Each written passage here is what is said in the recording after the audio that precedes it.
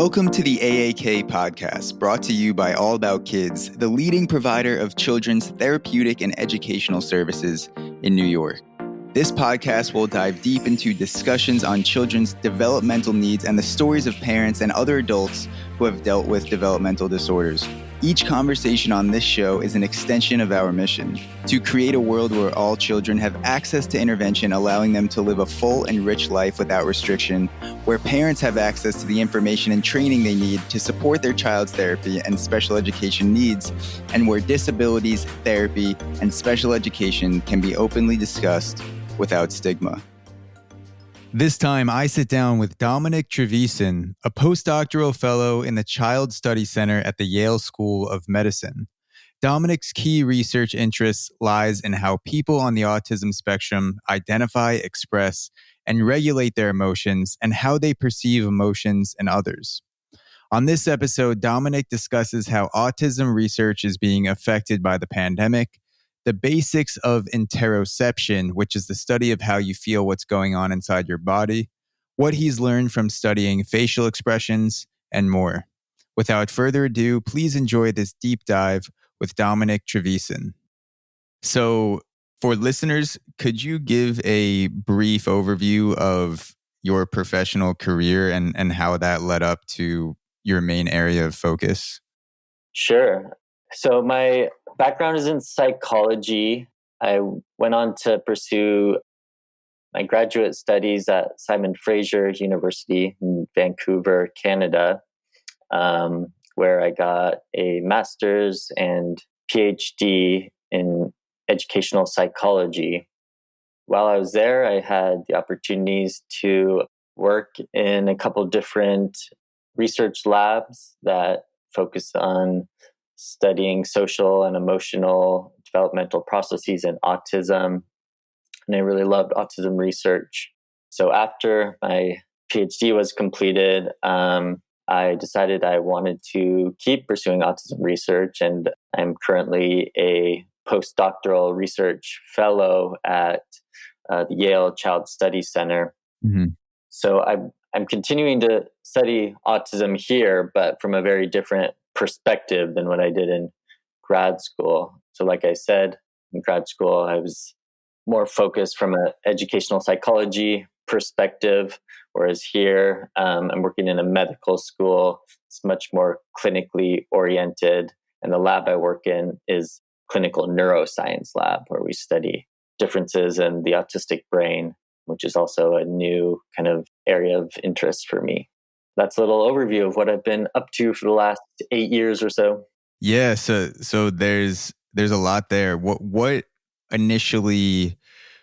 drew you to go deeper into autism? Because you said you were exposed to it through your research and as an undergrad and had the chance to study autism.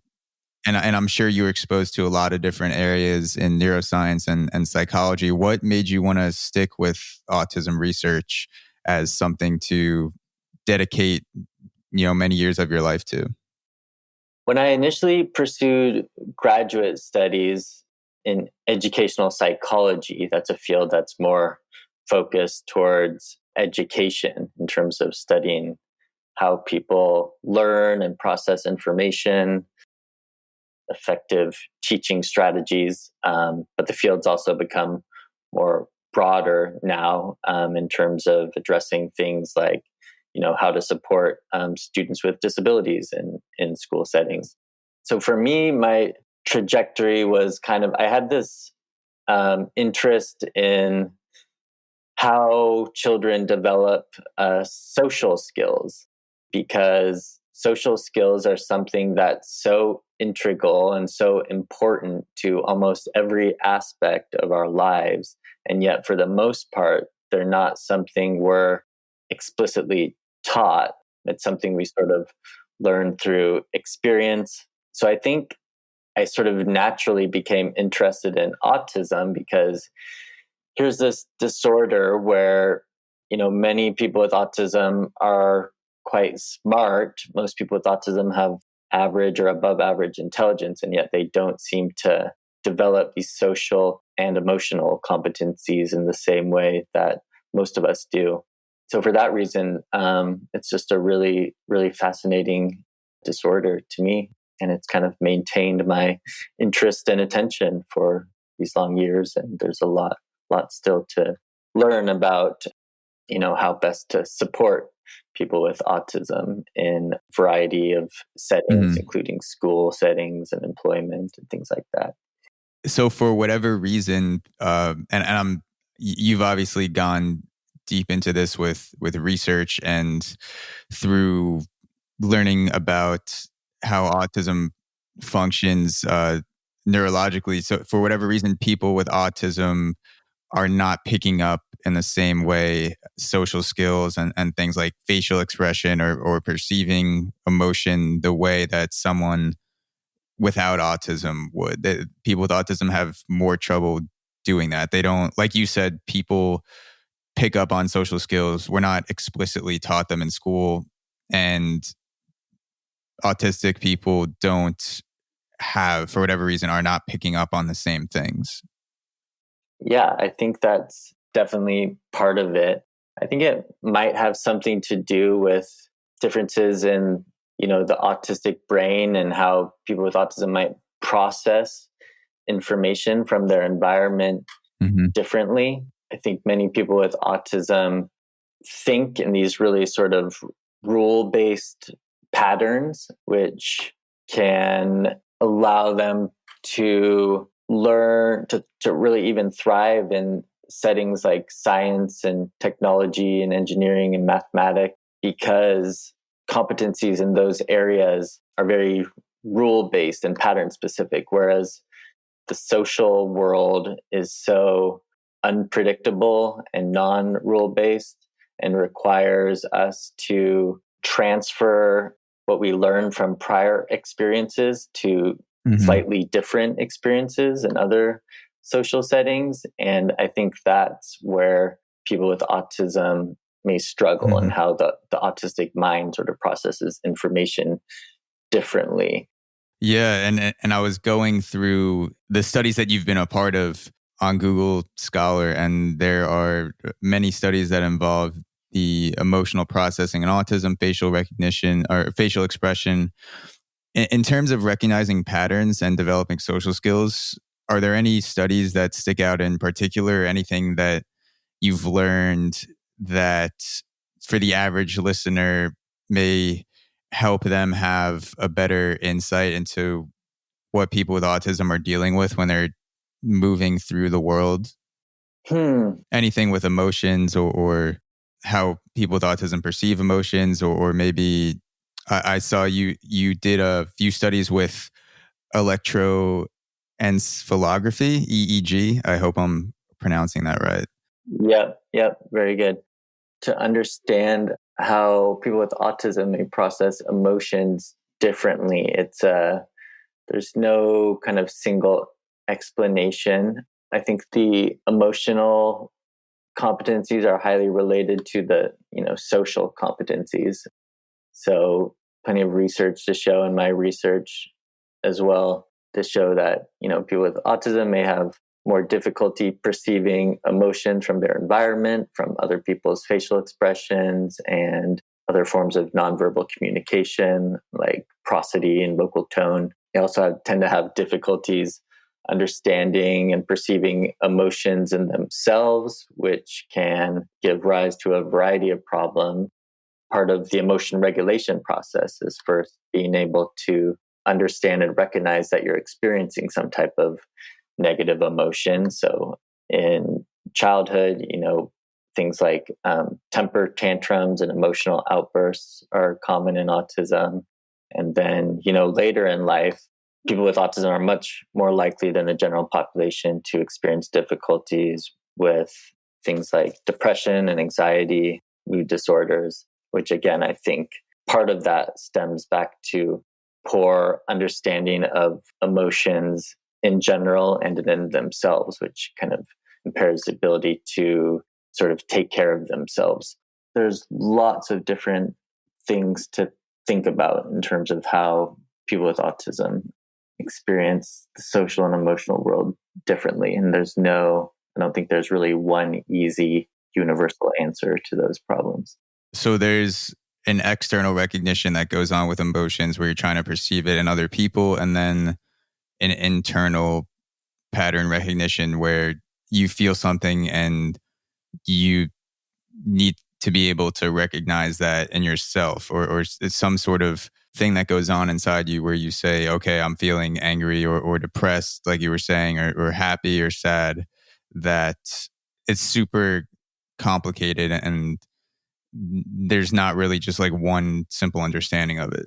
Right. And, the external and internal emotion recognition are highly interrelated as well. There's a lot of theories of emotion processing that suggest that, understanding other people's emotions and being an empathetic listener and things like that are, require us to sort of simulate those emotions in ourselves to some degree during social interactions, in the form of feeling that emotion of the observer and also expressing it in terms of facial expressions of concern that may be part of the basis of things like empathy. And I'm not saying that people with autism don't have empathy, but I think all these processes are interrelated, that sort of combine to create social difficulties in various ways depending on the setting. With the world changing amidst the pandemic and social interactions, where constantly updating what it means to be social and the new normal, and with social distancing and people not having as much information in general for the average person, because you're not interacting with as many strangers or seeing faces on the sidewalk or seeing people more electronically over Zoom, FaceTime, things like that. What do you think that means for people with autism? How do you see that changing how people with autism are affected or able to understand people? Is it better? Is it worse? Does it make things more difficult? What have you seen in your own research and understanding? That's a really great question. Yeah, I mean, there's some research to show, like I've done some qualitative research in autism in terms of trying to understand, like, the first person perspectives of the autistic experience. Some of my colleagues have done similar research. And one of the things that we found in doing this research is that the subtleties and dynamics of like face-to-face interactions during an interview can be really quite challenging for an autistic person, but that same person may be able to sort of speak really eloquently when they're not burdened by the social expectations of a face-to-face conversation. So I think it's certainly possible that, with the increasingly online environment we're all living in right now, and may even, extend into the post-pandemic era, I think there's certainly a possibility that some people with autism may be more likely to thrive in that type of work environment. In terms of things like social development for children, I think, that's certainly a concern. People develop social skills, whether they have autism or not, by interacting with other kids and playing and being in a classroom and working with other people. So I think there's certainly a worry that kids with or without autism may be losing these important developmental experiences if they're learning in an online environment and not interacting with other kids in a school. So yeah, it's a great question. It's not something I've really thought about a lot, but it's an important question. And certainly, I don't know what you think. I think my social skills have gotten worse since the pandemic started. Yeah. The rare occasions that I get to interact with a friend or a coworker or a family member, it's kind of like, wow, I forgot how to have a conversation with another human. Yeah, that's an interesting thing, because I don't know if my social interactions have gotten worse because of common decency. No one's really giving me feedback or people feedback in general saying, wow, you used to talk to people a lot better. I used to be much more interested by your conversations. But I have noticed that the typical situation of walking into a coffee shop or passing strangers in the street, or the thought of going into a social interaction that's not normal or slightly uncomfortable, my anxiety is raised for sure beyond a level that it was before the pandemic. So I don't know if maybe it's coming off as more awkward. I'm sure that definitely no stranger to having awkward conversations. But yeah, I definitely noticed within myself a heightened level of anxiety and more of a wall between me being myself and just saying whatever comes to my mind and thinking about it, or maybe overthinking something before I say it because it's not happening as often. Yeah, I would definitely agree with that. And I think you touched on an important aspect, which is that anxiety part, the sort of social anxiety, even just like walking by someone on the street instead of like smiling and acknowledging. We have masks on, so we're not seeing the facial expressions, and we're kind of like avoiding each other because we don't want to spread the virus.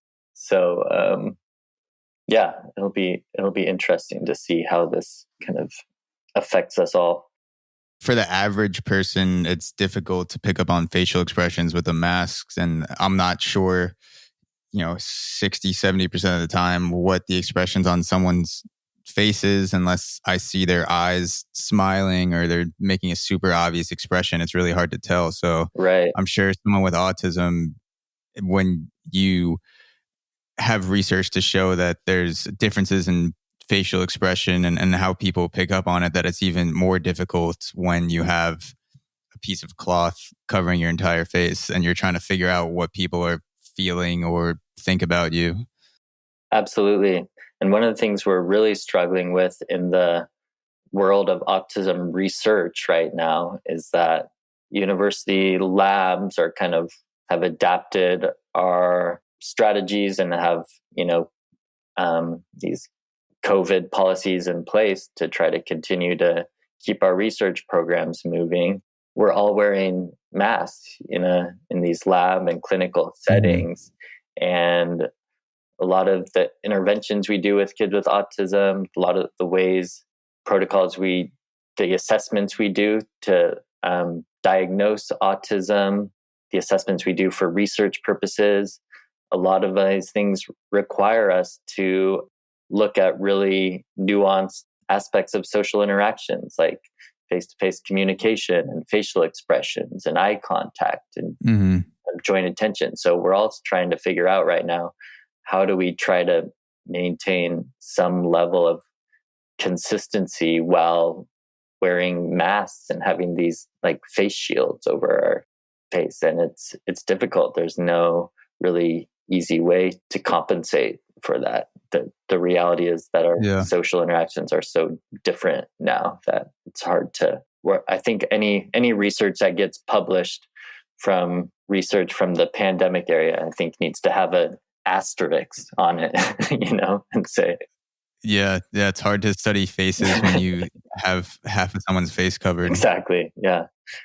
So for when things are more normal, could you talk a little bit about what facial expression analysis looks like? What tools or techniques you're using to study facial expressions, and more specifically, what you're looking for or not looking for when you're studying people?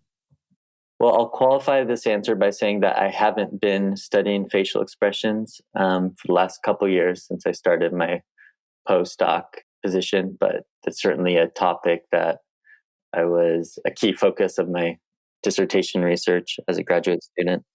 Yeah, when I was doing that research, well, for example, one of the studies we did was we wanted to see how kids with autism respond differently to these video clips we showed them that were, designed or chosen to elicit a wider range of different emotional expressions. And we were recording their facial expressions while they watched these movies so that we could subsequently analyze the expressions using facial expression analysis software, which the software is really interesting and basically estimates which emotions are present at any given time point and how much emotion based on the movement of a variety of different areas of interest on the face. So, for example, when lips curl either or the corners of your lips go up or down, that obviously can indicate a smile or a frown. So the software picks up on those types of things. And so, yeah, for that study, we were mostly interested in how expressive kids with autism were compared to typically developing kids. And one of the really interesting things we found was that we collected data from a different clinical measure of alexithymia, which is defined as difficulties as understanding one's own emotions, which is something I talked about earlier. And those two measures were really highly related. So the kids that had, regardless of whether they had autism or not, the kids who have more difficulty understanding their own emotions were much less non-verbally expressive or facially expressive in response to the videos. So that was interesting finding. But if you look at the broader literature, there's been lots of different interests in how to measure facial expressions and in what context. So there's some interesting research on facial mimicry. So there's some findings in the literature that show that people with autism are less accurate and less likely to automatically mimic other people's facial expressions or facial expression stimuli. Kids with autism are less likely to use facial expressions to modulate or facilitate social interactions and on the playground or other real world settings, and may be more likely to use them in socially awkward or inappropriate ways that don't seem to match the social context.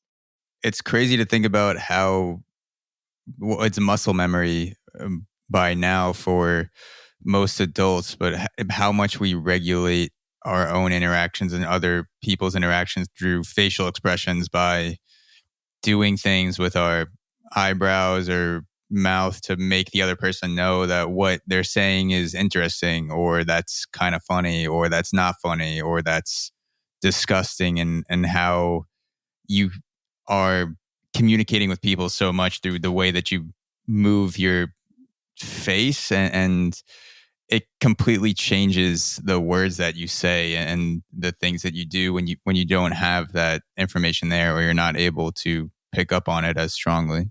Absolutely. Saying like the phrase, "I'm fine," can mean such dramatically different things depending on your vocal tone and your facial expressions. And, those are the types of things, those little subtle nuances that a person with autism may have more difficulty understanding. The facial expressions, I think, are really interesting to me in part because thinking of autism as a developmental disorder that probably starts with atypical brain development before the child's even born. Once they are born, a lot of our earliest social and emotional learning experiences are these face-to-face interactions that infants and babies have with their parents and caregivers. So it's interesting to think about, what's going on differently in autism. Why aren't they developing these social and emotional normal developmental milestones the same way most kids are? And they seem to be.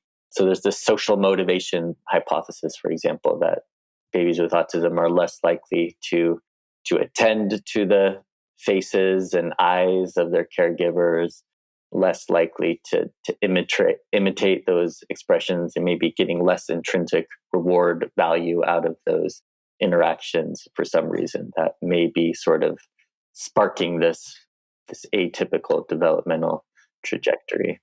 So you mentioned that your focus has shifted the past couple years from facial expressions since you've been in postdoc. What direction have you, or what areas have you been focusing more on the past couple years?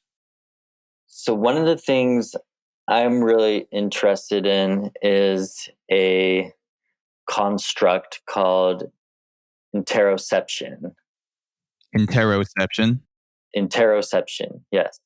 It's sort of broadly defined as the ability to identify and accurately interpret internal bodily sensations, which is thought to be important for a variety of regulatory processes. So, for example, if you experience some type of pain or discomfort in your stomach, that could mean a lot of different things. That could mean that you're hungry, that could mean that you're full, that could mean that you're sick, or it could mean some other thing.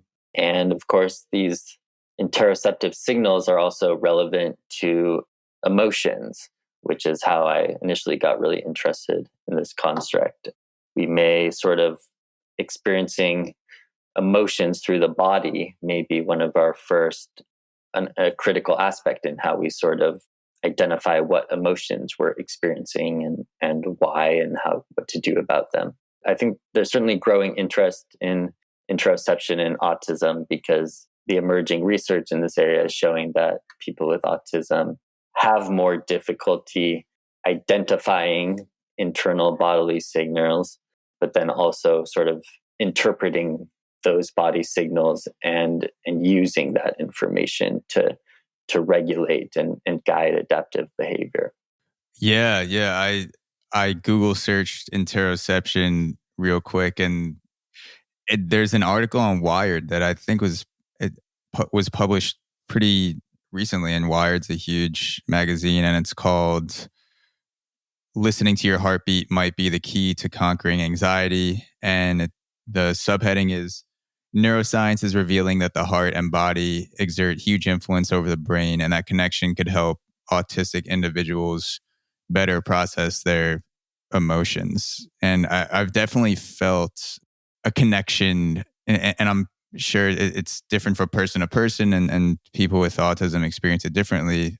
I felt a connection between times I'm most anxious and sort of overreacting to things that are happening within my body. For whatever reason, I'm just tuned into my heartbeat more than I normally would be. So that's making me more anxious, or something like that. Is that related to sort of what you're working on?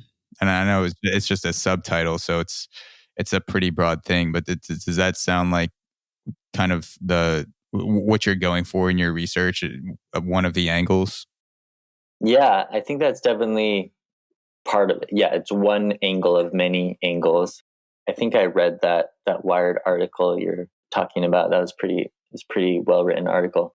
So yeah, one of the things it's interesting in thinking about whether or not perceiving your heartbeat and other symptoms of anxiety is actually adaptive or in what context. So for example, in one study we did here in my current lab that recently got accepted for publication. I don't think it's not out yet, but hopefully soon. Sort of exploring the first person experiences of people with autism and how they're describing ability or difficulty in perceiving internal bodily sensations.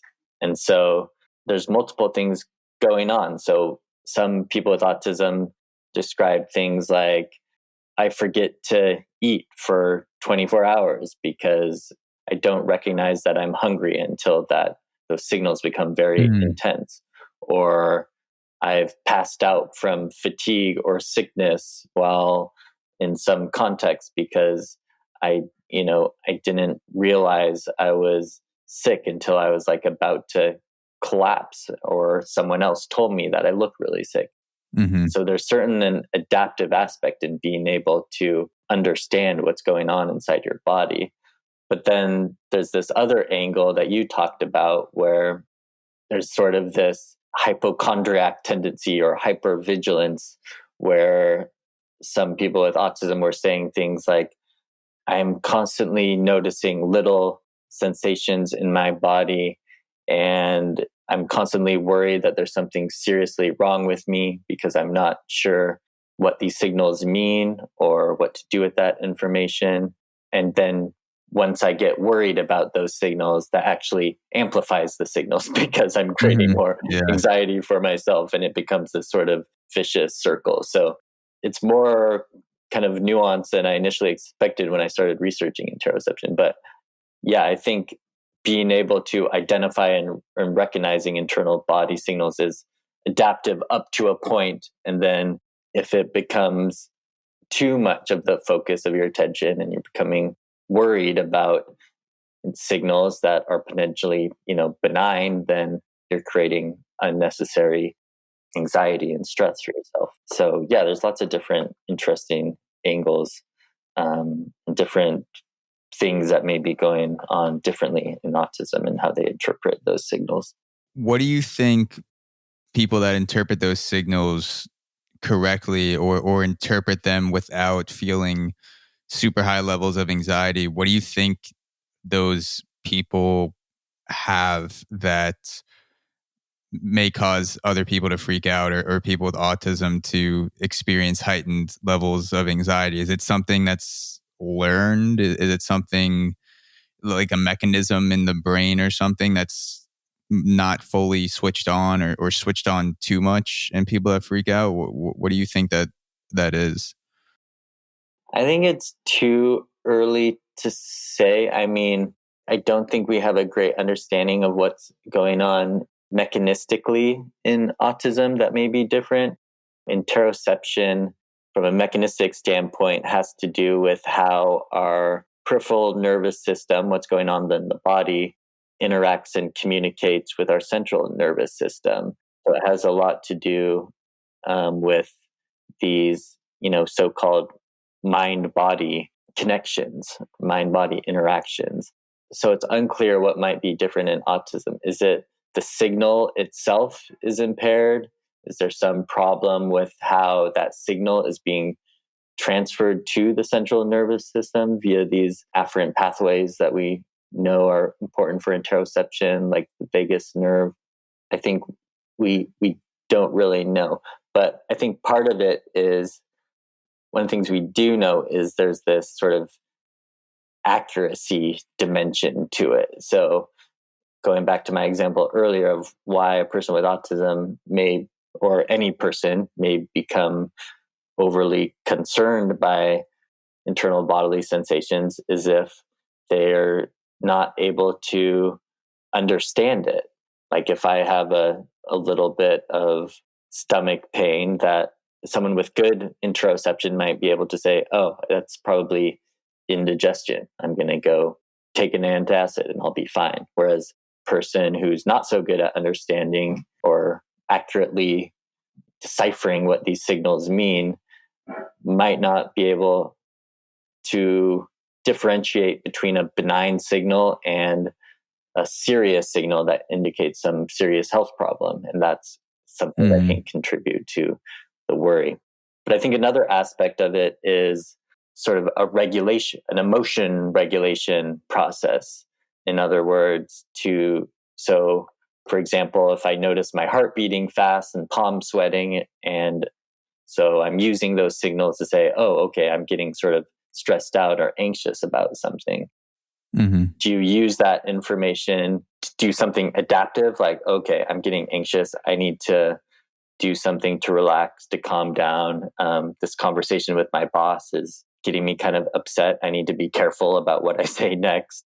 Those are sort of adaptive strategies in response to those signals. Whereas, you could also use that information in some type of less adaptive way, or do nothing at all to regulate the anxiety, which could sort of exacerbate the problem. So there's a lot of reasons why that could go kind of haywire in autism.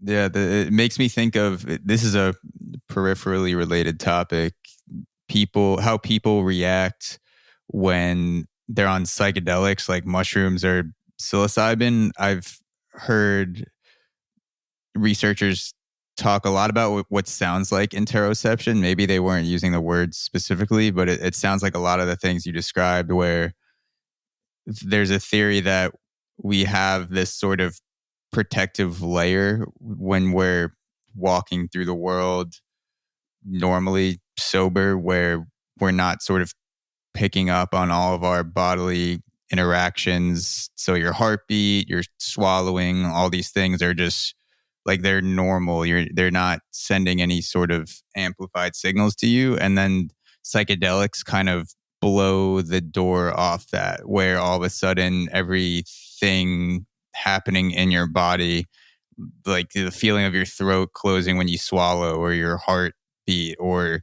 like blood rushing to your extremities, like all of a sudden you're just like picking up all of these things like it's under a microscope. And for whatever reason, people have so many different responses to that, positive and negative. And that's a completely another 2-hour conversation for another podcast. That it reminded me, though, listening to you talk about interoception, some of the things that I've heard about that area of research. I'm sure there may be things that come out that are related in the future. No, that's really interesting. Maybe I need to read up on the psilocybin research. Is that what it's called? Yeah, psilocybin is the active ingredient in psychedelic mushrooms. I could send you a couple podcasts I listen to after we get off that I'm sure you may find interesting. Sure, yeah. Well, how you describe the effects of psilocybin sounds like how I think about people with autism maybe experiencing their sensory world differently, whether it's from external sensory information or internal sensory information. There's this idea that the autistic brain may not be filtering sensory information as well as most of us do. And that creates this form of sensory overload.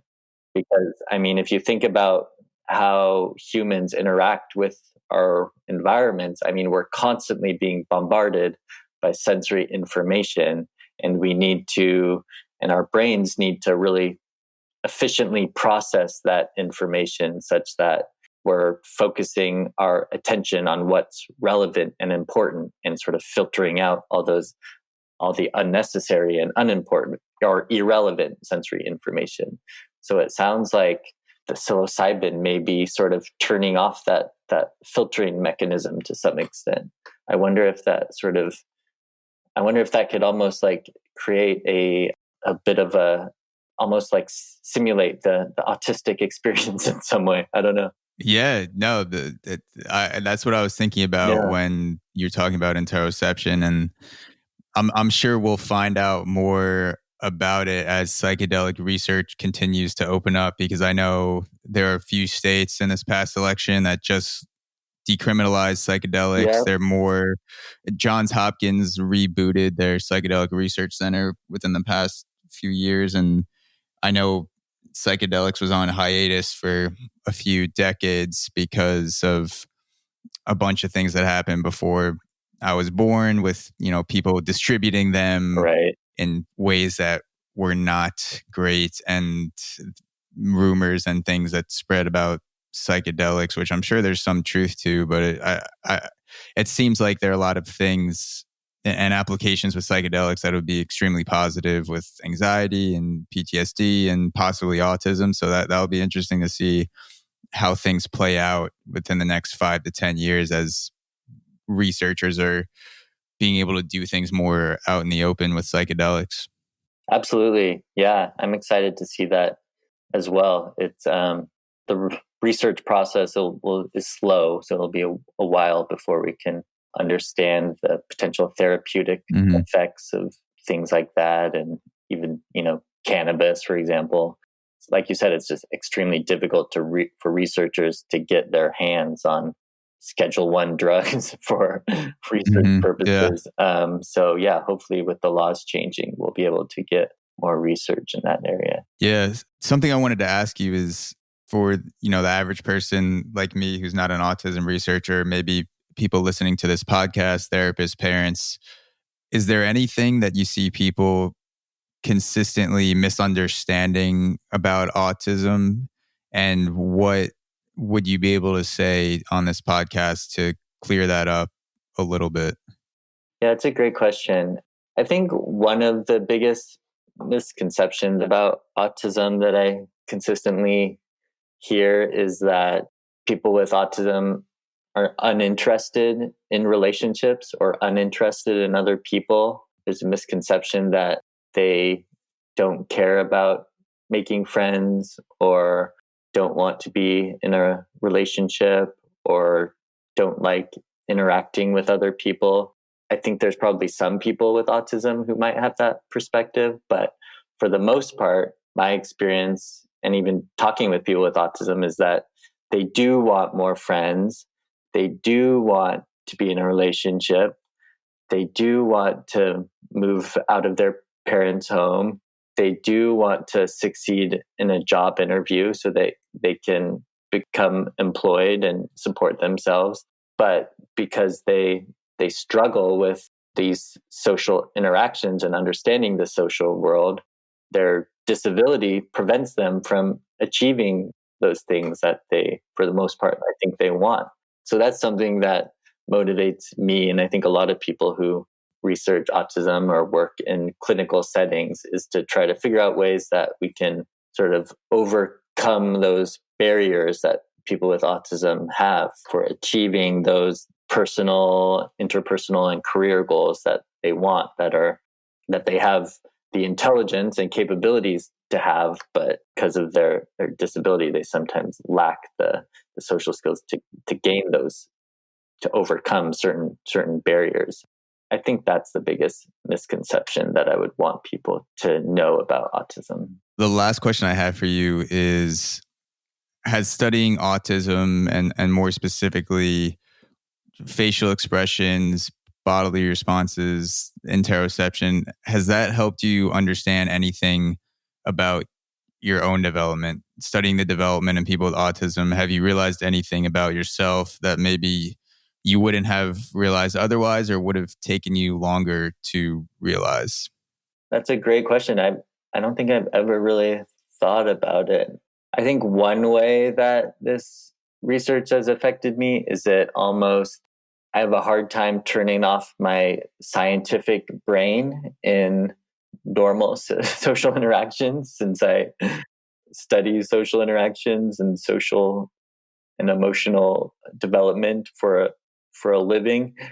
I think in some ways it kind of like ruins my ability. So if anything, it's probably more debilitating than helpful, the type of research I do. So studying social interactions on its own doesn't make you better at social interactions. Exactly. Definitely not. And in fact, I think with the more psychologists you interact with, you'll understand how weird and socially incompetent we are for the most part. I say that jokingly, but yeah, it's definitely weird so for example, I did a study on eye contact a few years ago, and just, once you start delving into the research on eye contact and seeing how people with autism differently look at the eyes of other people, there was a while after doing that study where I was just really self-conscious about how I make eye contact with other people. And it's something I never thought about before. And it's interesting. Like you said, I think most of these processes we do like so naturally and beneath our conscious awareness in terms of how we use facial expressions and our eyes to facilitate social interaction. So it's interesting to be thinking about those things all the time and how that affects my social behavior. Not sure. It's interesting to think about how, even though you spend so much of your time studying something, you need the repetitions of learning things in real life in order to solidify those skills. Right. Absolutely. Well, thank you, Dominic, for taking the time to hop on the podcast. I really appreciate it. This has been a great conversation, and we talked about a variety of topics that I know people will be interested in, from facial expressions to psychedelics. And I appreciate your time, and thanks again for hopping on the podcast.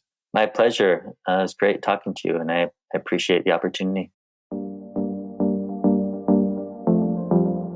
Thank you for listening to the AAK podcast. To keep up with all things AAK, you can follow us on Instagram, Twitter, and Facebook at AAK Cares. For any questions or comments about the podcast, you can reach out to me through my email, which is linked in the podcast description. We appreciate you tuning in. Until next time.